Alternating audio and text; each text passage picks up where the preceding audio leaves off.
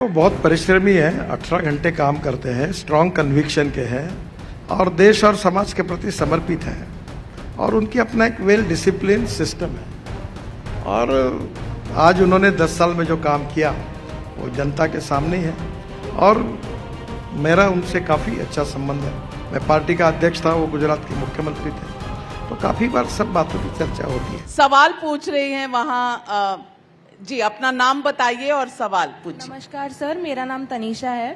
Sir पहले तो thank you, आपने महाराष्ट्र में बहुत डेवलपमेंट किया है जिसमें कहीं ना कहीं मोदी जी का भी बहुत सपोर्ट है आपको। तो सर मेरा क्वेश्चन ये है कि अभी कुछ लोग बोल रहे हैं कि मोदी जी डिक्टेटर है, लाइक ध्रुव राठी। तो सर आपने उनके साथ काम किया है, मोदी जी के साथ, तो आपका एक्सपीरियंस कैसा है, आपका क्या थॉट है इस चीज़ पर? नहीं, वो बहुत परिश्रमी है, 18 घंटे काम करते हैं, स्ट्रांग कन्विक्शन के हैं और देश और समाज के प्रति समर्पित हैं और उनकी अपना एक वेल डिसिप्लिन सिस्टम है। और आज उन्होंने 10 साल में जो काम किया वो जनता के सामने है और मेरा उनसे काफ़ी अच्छा संबंध है। मैं पार्टी का अध्यक्ष था, वो गुजरात के मुख्यमंत्री थे, तो काफ़ी बार सब बातों की चर्चा होती है। डिक्टेटर होने के कोई उनमें नजर आते हैं? नहीं, वो तो सब कैबिनेट में सबको पूछते हैं, चर्चा करते हैं। अनेक बार हम अपनी बात रखते हैं, वो उनके मतों के विरोध में होती है, उसको सुनते हैं। ऐसी बात तो नहीं है।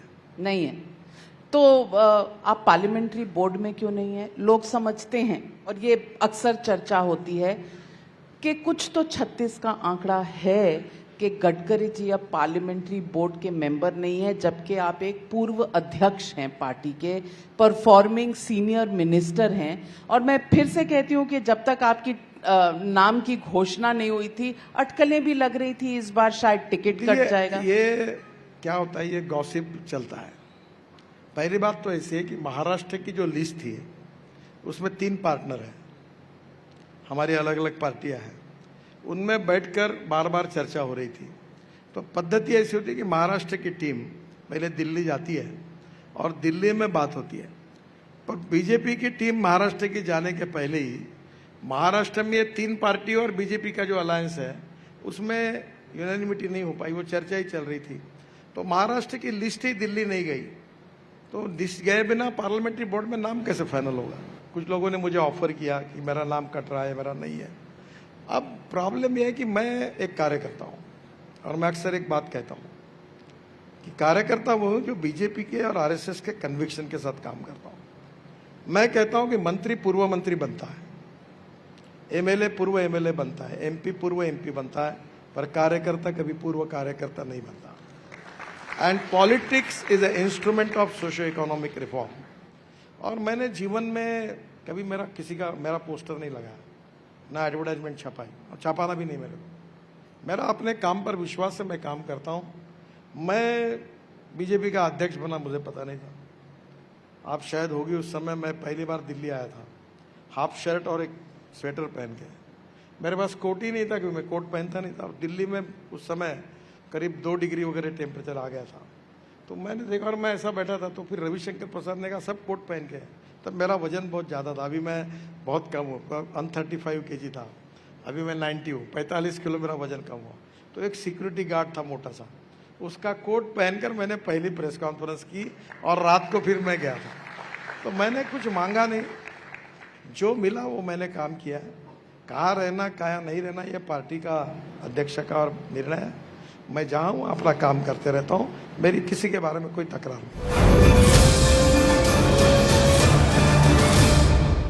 मैं कुछ विजुअल्स दिखानी चाहती हूँ। ये रायपुर के हैं।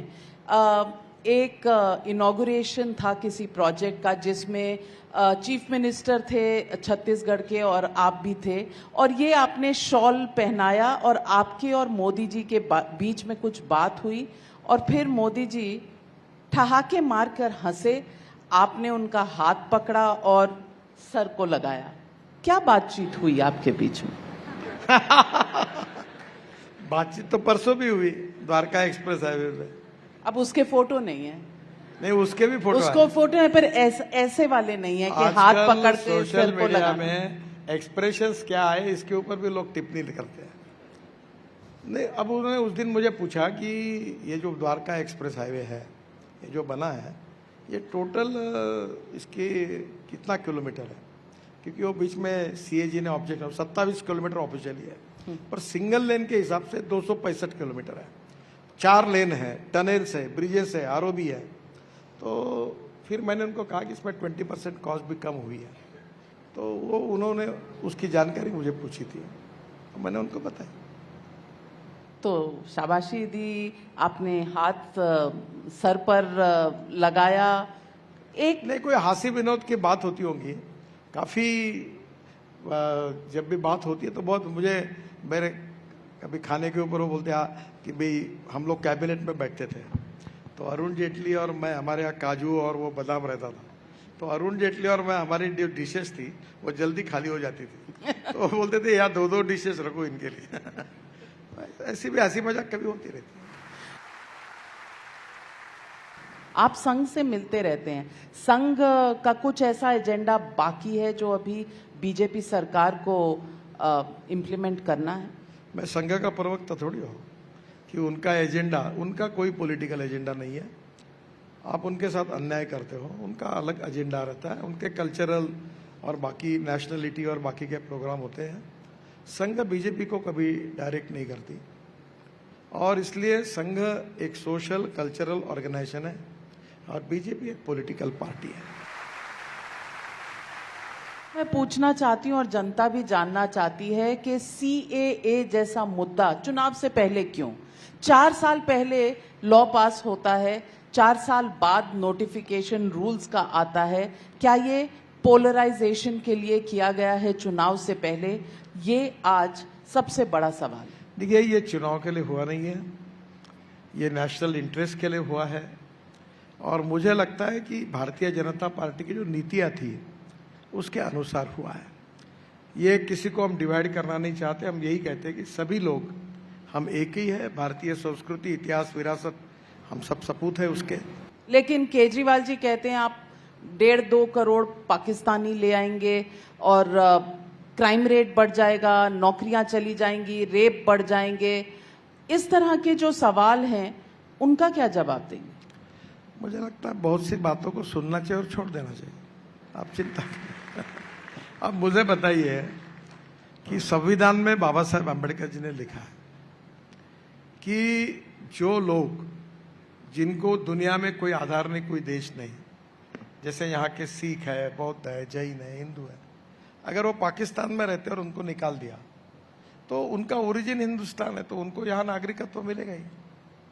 जिनको और देशों में भी नागरिकत्व मिल सकता है वो अलग कैटेगरी है।